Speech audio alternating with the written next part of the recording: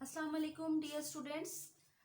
Previous lecture में मैं आपको नेफ्रॉन की स्ट्रक्चर के बारे में बता चुकी हूँ। आज हम नेफ्रॉन के फंक्शन के बारे में देखेंगे कि नेफ्रॉन कौन कौन से फंक्शंस परफॉर्म करता है, हमारी बॉडी के लिए नेफ्रॉन क्यों बहुत ज़्यादा एसेंशियल है। तो फर्स्ट ऑफ ऑल मैं आपको बताऊं कि नेफ्रॉन जो होता है वो बहुत ज़्यादा इंपॉर्टेंट रोल प्ले करता है हमारी बॉडी के अंदर। यूरिन की फॉर्मेशन जो होती है उसमें इन्वॉल्व होता है। First one is urine formation, और इसके अलावा हमारी बॉडी के अंदर इलेक्ट्रोलाइट्स बैलेंस को भी ये मेंटेन करता है, यानी एसिड बेस बैलेंस को मेंटेन रखने में नेफ्रॉन बहुत इंपॉर्टेंट रोल प्ले करता है।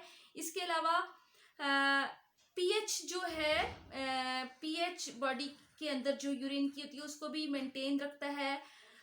यूरिन फॉर्मेशन जो होती है वो किस तरीके से होती है इसके बारे में आज हम डिटेल से पढ़ेंगे। और ये नेफ्रॉन जो है यूरिन फॉर्मेशन में इम्पॉर्टेंट रोल प्ले करता है, ब्लड को फिल्टर करता है। और ये जो प्रोसेस है यूरिन फॉर्मेशन का वो 3 स्टेप्स में कंप्लीट होता है। तो first one is urine formation की अगर हम बात करें तो इसके 3 इंपॉर्टेंट स्टेप्स आ जाएंगे। पहला इसमें आ जाएगा, first one is glomerular filtration. Glomerular filtration. Secondly selective reabsorption.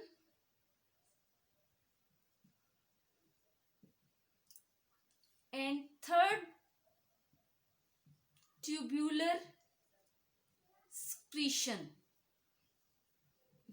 ये 3 इंपॉर्टेंट स्टेप्स हैं, इन्वॉल्व होते हैं यूरिन की फॉर्मेशन में। और ये यूरिन फॉर्मेशन किसके थ्रू होता है? ये नेफ्रॉन जिसकी स्ट्रक्चर आपको यहाँ पे डायग्राम जिसकी नजर आ रही है, तो सबसे पहला इंपॉर्टेंट जो इसमें स्टेप आ जाता है दैट इज कॉल्ड ग्लूमेरुलर फिल्ट्रेशन। इसको हम डिस्कस करते हैं। आपको पता ही है कि जो नेफ्रॉन है उसका first part that is called renal corpuscle, जो कि ग्लूमेरुलस और किस पे मुश्तमिल होता है? Women capsule. उसके बारे में पहले हम बात कर लेते हैं कि ये जो फिल्ट्रेशन का प्रोसेस होता है वो होता कैसे है, किस तरीके से ब्लड जो है नेफ्रॉन के अंदर एंटर होता है, कौन कौन सी आर्टरीज के जरिए से आता है और फिर फिल्टर कैसे होता है, इसके बारे में हम डिटेल से पहले देखते हैं। आपको पता है हार्ट जो है ब्लड को पंप करता है। ब्लड जो होता है वो पंप होता है हार्ट के थ्रू। और फिर रीनल आर्टरी जो है वो जो किडनी से रिलेटेड है, किडनी में एंटर होने वाली आर्टरी जो है उसको हम रीनल आर्टरी कहते हैं, जो आगे फर्दर ब्रांच्ड हो जाती है किसमें? Efferent arteriole. और एफरेंट आर्टीरियोल जो है वो ब्लड को लेके जाता है किसमें? नेफ्रॉन के अंदर। नेफ्रॉन का फर्स्ट पार्ट जो है, जो कि नेटवर्क ऑफ कैपिलरीज, जिसको हम कहते हैं क्या? ग्लूमेरुलस। ग्लूमेरुलस क्या है? ये आपको जो रेड कलर की जो इसमें नजर आ रही है कैपिलरीज, इनको हम ग्लूमेरुलस कहते हैं। असल में ये परफोरेटेड होती हैं, सेमी परमिएबल होती हैं। और अगर हम इनकी डिटेल स्ट्रक्चर देखें तो ये मुश्तमिल होती हैं कुछ इस तरीके से। कैपिलरी एंडोथीलियम होती है इसकी, वो इस तरह की कुछ इसकी स्ट्रक्चर होती है, ये ऐसे। और ये दरमियान में इनकी बेसमेंट मेम्ब्रेन होती है जो आगे ओपन हो रही होती है बुमेन कैप्सूल में। ये वाला एरिया जो है ये ग्लूमेरुलस पे मुश्तमिल होता है। ये ग्लूमेरुलस है जिसकी ये अंदर आपको एपिथेलियम नजर आ रही है, और ये अंदर वाली साइड जो है वो बुमेन कैप्सूल है। दरमियान में ये जो लाइन नजर आ रही है दैट इज कॉल्ड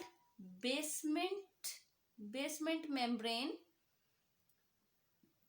ये ग्लूमेरुलस की ये कैपिलरी नेटवर्क की आपको नजर आ रही हैं, ये इसको हम कहते हैं कैपिलरी एंडोथीलियम पर ये मुश्तमिल होती हैं। Capillary endothelium. और ये जो बुमेन कैप्सूल है, इसको मैं बड़ा करके अगर आपको बताऊं तो आपको पता चलेगा कि बुमेन कैप्सूल जो है वो इस तरह के पेडिकल लाइक स्ट्रक्चर पे मुश्तमिल होता है, जिसको हम पोडोसाइट का नाम देते हैं, पोडोसाइट्स। और ये इसके दरमियान जो पोर्स हैं इनको हम स्लिट पोर्स भी कहते हैं। और इस तरीके से आपने देखा कि ग्लूमेरुलस जो कैपिलरीज है इनके दरमियान में भी पोर्स मौजूद हैं, और बूम एंड कैप्सूल जो है उसके दरमियान में भी पोर्स हैं, ताकि ब्लड जो है वो इन पोर्स के जरिए से फिल्टर हो सके। तो ब्लड जो है, इसलिए हम इस मेम्ब्रेन को जो कि ग्लूमेरुलस से बूम एंड कैप्सूल की तरफ, ये आगे बूम एंड कैप्सूल है, ओपन होती है, इस मेम्ब्रेन को कहते हैं सेमी परमिएबल मेम्ब्रेन।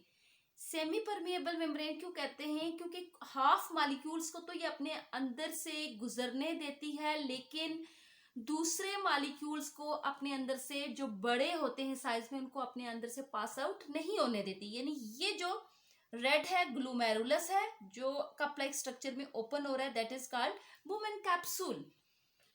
तो अब आपको पता चला कि किस तरीके से इनकी स्ट्रक्चर, इंटरनल स्ट्रक्चर होती है।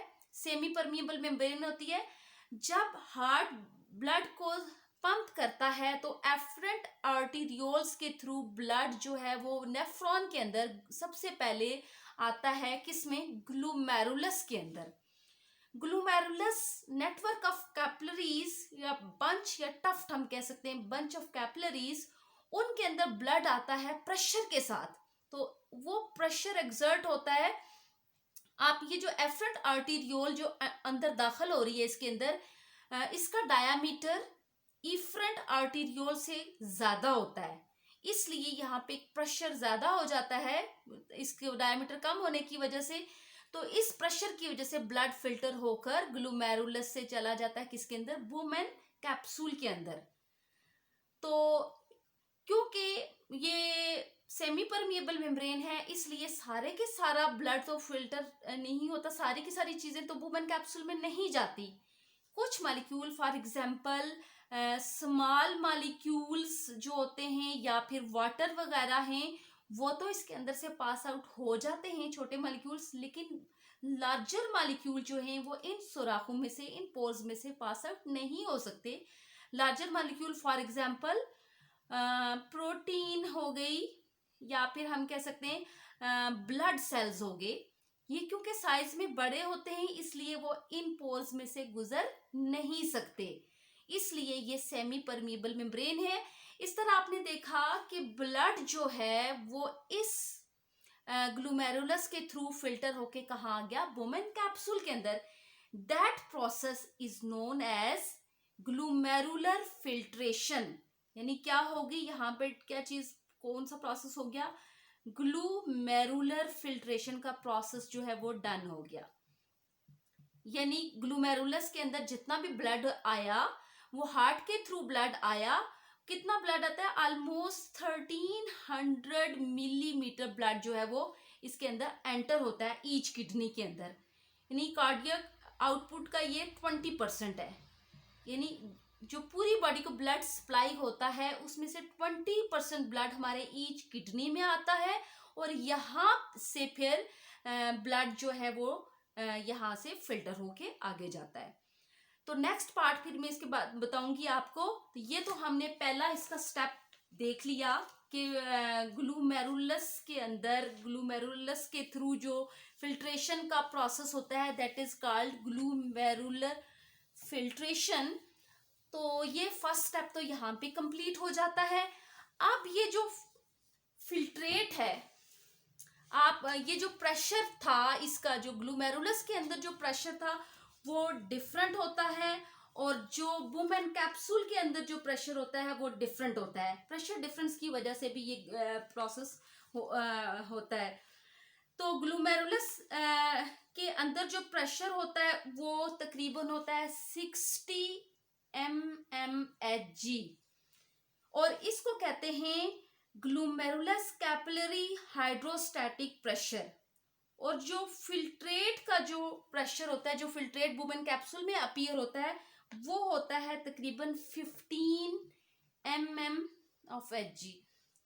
तो इसका मतलब क्या हुआ कि यहाँ का प्रेशर बहुत ज्यादा है as compared to boom and capsule. इस प्रेशर डिफरेंस की वजह से भी ये फिल्ट्रेशन डन हो जाती है, और 1.5 लीटर यूरिन जो है वो प्रोड्यूस होता है पर डे। 1.5 लीटर प्रोड्यूस होता है, यूरिन की प्रोडक्शन होती है। आगे फिर हम देखेंगे कि नेक्स्ट इसका जो इम्पॉर्टेंट फंक्शन है वो क्या था स्टेप यूरिन फॉर्मेशन का, that is known as selective reabsorption. Selective reabsorption क्या है, अब हम इसको डिटेल से पढ़ेंगे। ये ग्लूमेरुलर फिल्ट्रेशन के बाद जो ब्लड फिल्टर होके यहाँ पे आया, वुमेन कैप्सूल में आया, उसको नाम दिया जाता है ग्लूमेरुलर फिल्ट्रेट। अब ये जो ग्लूमेरुलर फिल्ट्रेट है, अब ये सारा का सारा वेस्ट प्रोडक्ट्स पे मुश्तमिल नहीं होता, इसमें बहुत सारे इम्पॉर्टेंट या एसेंशियल जो हैं कंपोनेंट्स होते हैं, सब्सटेंसेस होते हैं, बहुत सारे ऐसे जो कि हमारी बॉडी को रिक्वायर्ड होते हैं, वांटेड होते हैं, उनको हम यूरिन में स्क्रीट आउट नहीं होने देना होता। इस वजह से किडनी जो है वो इम्पॉर्टेंट फंक्शन परफॉर्म करता है, वो ये करता है कि वो इन एसेंशियल सब्सटेंसेस को अपने अंदर दोबारा से रीअब्सॉर्ब कर लेता है। फॉर एग्जाम्पल आप अगला पार्ट जो है, यहाँ से ये सारा फिल्ट्रेट आता है किसके अंदर, प्रोक्सिमल कॉन्वोल्यूटेड ट्यूब्यूल्स में आता है, पीसीटी में आता है। ये जो आपको फोल्डेड नजर आ रही है पीसीटी, इनके अंदर एंटर होता है ब्लड, लेकिन इसके अंदर जो फॉर एग्जाम्पल ग्लूकोज है, ग्लूकोज और अमाइनो एसिड्स हैं, वो 100% इसके अंदर दोबारा से रीएब्सॉर्ब हो जाते हैं। और वाटर है, और इम्पॉर्टेंट इसलिए हम इसको कहते हैं, सारा का सारा तो नहीं रीअब्सॉर्ब होता है, लेकिन सिलेक्टिव सब्सटेंसेस जिनकी बॉडी को जरूरत होती है वो दोबारा से क्या हो जाते हैं, वो ब्लड के अंदर वो दोबारा से रीअब्सॉर्ब हो जाते हैं प्रोक्सिमल कॉन्वोल्यूटेड ट्यूब्यूल के थ्रू। प्रोक्सिमल कॉन्वोल्यूटेड ट्यूब्यूल में मोस्टली रीअब्सॉर्प्शन का प्रोसेस होता है ज्यादातर, क्योंकि इसके अंदर माइक्रोविलाई प्रेजेंट होते हैं, बहुत सारे माइक्रोविलाई जो हैं वो प्रेजेंट होते हैं प्रोक्सिमल कॉन्वोल्यूटेड ट्यूब्यूल में, जिसकी वजह से रीअब्सॉर्प्शन जो होती है ज्यादा से ज्यादा इधर होती है। और अब हम सवाल ये पैदा होता है कि आखिर ये चीजें रीअब्सॉर्ब होके कहाँ जाएंगी। तो आपको रेड कलर की आपको ये इफरेंट आर्टेरियोल्स आगे ब्रांच हुई हुई हैं पेरीट्यूबुलर कैपिलरीज में, ये आगे मजीद फर्दर ये इसके ऊपर ये आपको लिपटी भी नजर आ रही है, तो ये इसके अंदर इंटरमिंगल हुई हुई है। ये प्रोक्सिमल कॉन्वोल्यूटेड ट्यूब्यूल है जो ब्लैक कलर की आपको नजर आ रही है, इसके ऊपर जो रेड है ये क्या है, पेरीट्यूबुलर कैपिलरीज हैं, वो इसके ऊपर सराउंड हुई होती हैं, जिनका काम क्या होता है कि रीअब्सॉर्प्शन जो होती है वो इन ट्यूब्यूल्स के अंदर हो जाती है। इन ट्यूब्यूल्स के अंदर ब्लड होता है, और ये ब्लड फिर रीअब्सॉर्प्शन, ये ब्लड फिर इसमें प्रेजेंट होता है पेरीट्यूबुलर कैपिलरीज में, पेरीट्यूबुलर कैपिलरीज फिर दोबारा से किसमें ले जाती हैं, इन सब्सटेंसेस को ब्लड के अंदर दोबारा से ले जाती हैं। और बाकी जो रिमेनिंग जो इसके अंदर फिल्ट्रेट होता है वो आगे की तरफ मूव करता है। ये आपको नजर आ रहा है, यहाँ पे कुछ चीजें एब्जॉर्ब हो गई, और वो मैंने आपको बता दिया कौन कौन सी चीजें एब्जॉर्ब हुई हैं, कि यहाँ पे ग्लूकोज हो गया, अमाइनो एसिड हो गए, वाटर हो गए, और कुछ इलेक्ट्रोलाइट्स भी इसके अंदर रीएब्सॉर्ब हो जाते हैं। और फिर आगे ये फिल्ट्रेट मूव करता है descending limb of loop of Henle में, अगले स्ट्रक्चर में। अब ये फिल्ट्रेट जब लूप ऑफ हैनले में पहुंचता है तो इसके आपको पता है दो पार्ट्स होते हैं, एक नीचे की तरफ आ रहा है descending limb of loop of Henle, और दूसरा ऊपर की तरफ जा रहा है, that is called ascending limb of loop of Henle. जो डिसेंडिंग लिम्ब है ये वाली, ये जो नजर आ रही है आपको लूप ऑफ हैनले की, ये परमिएबल होती है वाटर के लिए, ये वाटर को परमिट करती है, अपने अंदर से गुजरने देती है, इसलिए हम कहते हैं परमिएबल टू वाटर। लेकिन जो असेंडिंग लिम्ब ऑफ हैनले होती है वो इम्परमिएबल होती है वाटर के लिए। तो यहाँ पे भी मोस्टली रीअब्सॉर्प्शन का प्रोसेस इधर भी होता है, यहाँ पे भी वाटर और सोडियम वगैरह रीअब्सॉर्ब हो जाते हैं इसके अंदर। यहाँ पे भी आपको नजर आ रहा है ये नेटवर्क ऑफ कैपिलरीज नजर आ रही है जो इस लूप ऑफ हैनले को जिन्होंने सराउंड किया हुआ है, that is called vasa recta. Around the loop of Henle solute concentration अगर ज्यादा हो जाए यहाँ पे, क्योंकि सोडियम और क्लोराइड जो हैं यहाँ पे इसमें से रिलीज होते हैं अराउंड दी ट्यूब्यूल, ये आपको नजर आ रहे हैं, जिसकी वजह से सॉल्यूट कंसंट्रेशन इसके अंदर ज्यादा हो जाती है, तो वाटर जो है ऑस्मोसिस के थ्रू फिर बाहर की तरफ आउटफ्लो करता है, वाटर बाहर निकलता है यहाँ से, क्योंकि सॉल्यूट कंसंट्रेशन ग्रेडियंट यहाँ पे बिल्ड हो जाता है, जिसकी वजह से वाटर जो है वो बाहर की तरफ मूव करता है। यहाँ पे एक और मैकेनिज्म भी काम करता है जिसे हम काउंटर करंट मल्टीप्लायर कहते हैं। काउंटर करंट मल्टीप्लायर क्या है कि जब टू फ्लूइड्स मूव करते हैं इन ऑपोजिट डायरेक्शन, ये इधर ये नीचे की तरफ यूं आ रहा है डायरेक्शन में और दूसरा फ्लूइड ऊपर की तरफ, या ये हम कहते हैं ट्यूब्यूल फिल्ट्रेट जो होता है वो इस लूप ऑफ हेनले में मूव कर रहा है और ब्लड जो है वो इस इन पेरिट्यूबुलर कैपिलरीज के अंदर मूव कर रहा है। तो इसकी वजह से क्या होता है, maximise the reabsorption of water, यानी वाटर की जो रीअब्जॉर्प्शन होती है वो ज्यादा हो जाती है। कुछ मॉलिक्यूल्स इसमें एक्टिव ट्रांसपोर्ट के जरिए से ट्रांसपोर्ट होते हैं और कुछ ये ट्रांसपोर्टेशन जो होती है वो पैसिवली होती है। एक्टिव ट्रांसपोर्ट में आपको पता है कि एनर्जी की जरूरत होती है, जबकि पैसिव ट्रांसपोर्ट ऐसी ट्रांसपोर्ट होती है जिसमें एनर्जी की जरूरत नहीं होती। तो एक्टिव ट्रांसपोर्ट में ज्यादातर इलेक्ट्रोलाइट्स, ग्लूकोज और सोडियम वगैरह एक्टिव ट्रांसपोर्ट के थ्रू ट्रांसपोर्ट होते हैं, जबकि वाटर और क्लोराइड वगैरह जो होते हैं वो पैसिव ट्रांसपोर्ट के जरिए से होते हैं। तो इस तरीके से यहाँ पे भी आपने देखा कि जो चीजें रीअब्जॉर्ब हुई हैं, मोस्टली वाटर भी इसके अंदर जो लूप ऑफ हेनले से फिर कहाँ पे चला जाता है रीअब्जॉर्ब होके, वाजा रेक्टा में, यानी ये जो आपको नजर आ रही है कैपिलरीज इसके सराउंडिंग में, इसके अंदर वाटर दोबारा से रीअब्जॉर्ब हो जाता है। और कुछ रीअब्जॉर्प्शन का प्रोसेस आगे जाके डिस्टल कन्वोल्यूटेड ट्यूब्यूल्स में भी रीअब्जॉर्प्शन होती है, that is called selective reabsorption. इसको हम कहते हैं ये रीअब्जॉर्प्शन का प्रोसेस यहाँ पे हो रहा है।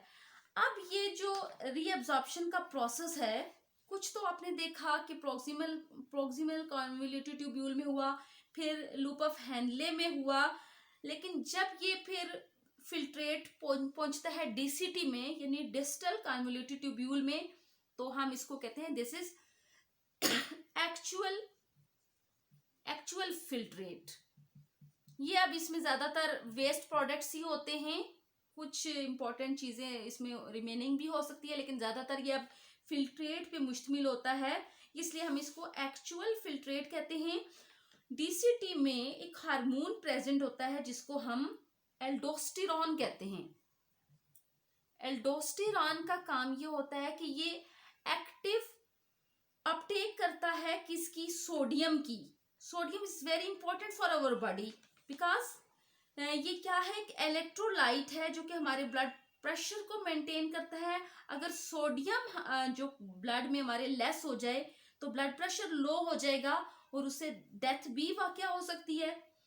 इसी तरह इसके अंदर कुछ ग्लैंडुलर सेल्स प्रेजेंट होते हैं डिस्टल कन्वोल्यूटेड ट्यूब्यूल्स में, जिसकी एपिथेलियम से हाइड्रोजन जो आयन जो है वो सिक्रीट होते हैं, ताकि यूरिन की जो पीएच है उसको, पीएच ऑफ यूरिन जो है उसको क्या करते हैं, मेंटेन रखते हैं।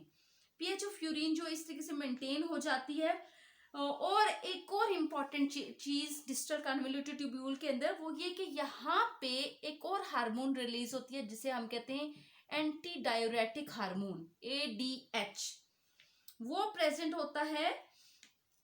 इसके फंक्शन के बारे में भी आपको मैं बताती हूँ कि जब हम पानी नहीं पीते, बहुत ज्यादा पानी नहीं पीते, तो ADH यानी anti diuretic hormone pituitary gland से रिलीज होता है यहाँ पे डिस्टल कन्वोल्यूटेड ट्यूब्यूल में, ताकि ज्यादा से ज्यादा वाटर की रीअब्जॉर्प्शन को पॉसिबल किया जा सके। तो इस तरीके से यहाँ पे भी वाटर जो है वो रीअब्जॉर्ब हो जाता है डिस्टल कन्वोल्यूटेड ट्यूब्यूल्स के अंदर, और ज्यादातर बाकी जो फिल्ट्रेट बच जाता है उसको हम नाम कह सकते हैं कि ये यूरिन है, और फिर ये यूरिन आगे जाके कलेक्टिंग डक्ट्स में चला जाता है, यहाँ पे चला जाता है।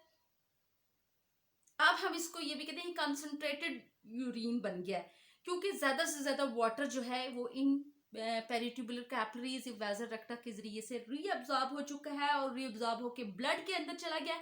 ब्लड के अंदर किस तरीके से गया कि एफरेंट आर्टीरियोल्स जो है पेरिट्यूबुलर कैपिलरीज आगे ये मर्ज हो जाती हैं वेन्यूल्स में, वेन्स वेन्यूल्स फिर जाके ओपन होती है इंफीरियर वेना केवा में, और इस तरीके से प्योर ब्लड, साफ ब्लड जो है वो वापस चला जाता है बॉडी के अंदर। और जो इम्प्योर है, यूरिन है, फिल्ट्रेट है, वेस्ट प्रोडक्ट्स हैं, वो सारे के सारे डिस्टल कन्वोल्यूटेड ट्यूब्यूल से होते हुए फिर कलेक्टिंग डक्ट्स में आ जाते हैं और फिर कलेक्टिंग डक्ट से ये बॉडी से मुख्तलिफ पार्ट से होते हुए फिर बॉडी से रिमूव कर जाते हैं। ये तो मैंने आपको बता दिया बच्चों इसके बारे में कि selective reabsorption second important step था ये किसका, यूरिन फॉर्मेशन का। अब इसका लास्ट पार्ट हम डिस्कस करेंगे, that is tubular secretion. Tubular secretion क्या है कि ये एक ऐसा प्रोसेस है by which certain substances, for example ammonium है, हाइड्रोजन आयंस हैं, ये सिक्रीट होते हैं। ट्यूबुलर एपिथेलियम जो होती है लूपा फेनले की जो ट्यूबुलर एपिथेलियम है, इससे लिमन ऑफ द ट्यूब्यूल में ये सारे रिलीज हो जाते हैं, और कुछ कन्वोल्यूटेड ट्यूब्यूल जो होते हैं उसमें भी रिलीज होते हैं। और इस सिक्रीशन का पर्पस असल में ये होता है कि यूरिन की जो है पीएच उसको मेंटेन रखा जा सके, और यूरिन की नॉर्मल जो पीएच होती है वो तकरीबन 4.8 से 7.5 तक होती है। तो इस तरीके से आपने देखा ये ट्यूबुलर सिक्रीशन इस तरीके से होती है। और एक रीनल थ्रेशोल्ड, एक और इम्पॉर्टेंट रीनल थ्रेशोल्ड क्या है कि किडनीज की मैक्सिमम जो कैपेसिटी है रीअब्जॉर्प्शन की किसी भी सब्सटेंस को, ये पेरिट्यूबुलर कैपिलरीज कितना जो है वो किसी चीज को रीअब्जॉर्ब कर सकते हैं। कैरियर जो होते हैं जब तक फिल नहीं होते उस वक्त तक वो चीजों को और सब्सटेंसेस को रीअब्जॉर्ब करती हैं। जब कैरियर फिल हो जाते हैं तो इसकी कैपेसिटी खत्म हो जाती है। तो मैक्सिमम कैपेसिटी जो सब्सटेंसेस को रीअब्जॉर्ब करने के लिए होती है that is called renal threshold. तो इस तरीके से आपने देखा कि यूरिन की जो फॉर्मेशन हुई वो 3 स्टेप्स में कंप्लीट हुई। वो मैंने आपको 3 इंपॉर्टेंट स्टेप्स बताए कौन कौन से। First one is known as glomerular filtration, जो ग्लूमेरुलस और बुमेन कैप्सूल के थ्रू हुई। दूसरा इंपॉर्टेंट स्टेप मैंने आपको बताया क्या, सेलेक्टिव रीअब्जॉर्प्शन, किस तरीके से चीजें रीअब्जॉर्ब होके ब्लड में वापस चली गई। और तीसरा मैंने आपको फंक्शन इसका बता दिया क्या, ट्यूबुलर सिक्रीशन के बारे में। इस तरह इन 3 स्टेप्स के थ्रू यूरिन की फॉर्मेशन कंप्लीट हो जाती है और आखिरकार ये यूरिन जो है वो कलेक्टिंग डक्ट्स में आ जाता है। कलेक्टिंग डक्ट से आगे ये किडनी के दूसरे पार्ट्स में चला जाता है, जैसे कि पैपिलरी डक्ट्स में जाता है ये यूरिन। पैपिलरी डक्ट से फिर ये जाता है किसमें, किडनी के रीनल पेल्विस में जाता है। रीनल पेल्विस से फिर ये यूरेटर में एंटर होता है। यूरेटर से यूरिनरी ब्लैडर में, वहां से यूरिथ्रा, और यूरिथ्रा से फिर ये outside of the body outside चला जाता है। इस तरीके से यूरिन की फॉर्मेशन होती है और वो फिर बॉडी से रिमूव हो जाता है। उम्मीद है आज आपको नेफ्रॉन के स्ट्रक्चर के बारे में समझ आ चुकी होगी। नेक्स्ट लेक्चर तक के लिए डियर स्टूडेंट्स, अल्लाह हाफिज।